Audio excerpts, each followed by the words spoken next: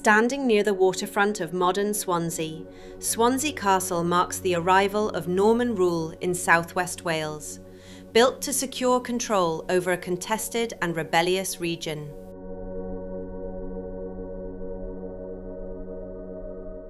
The castle was first established in 1106 by Henry de Beaumont, Earl of Warwick, shortly after the Norman invasion of Wales. Originally a wooden Motte and Bailey fortress, it formed part of a wider network of Norman strongholds along the Welsh coast.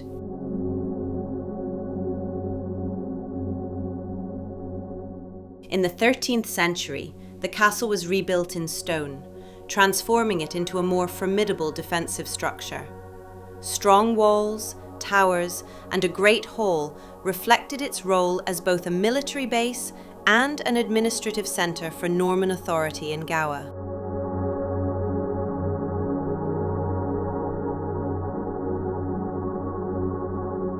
Swansea Castle endured repeated Welsh uprisings and attacks throughout the medieval period, including assaults by forces loyal to the Welsh princes.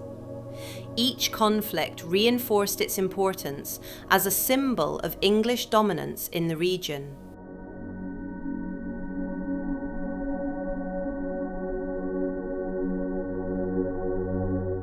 As warfare and politics evolved, the castle gradually lost its military significance. By the late Middle Ages, it shifted toward residential and civic use, while the growing town expanded beyond its walls.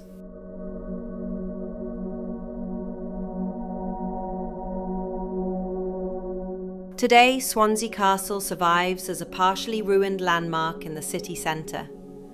Though surrounded by modern development, its stone remains stand as a reminder of conquest, resistance, and the long struggle for control in Wales.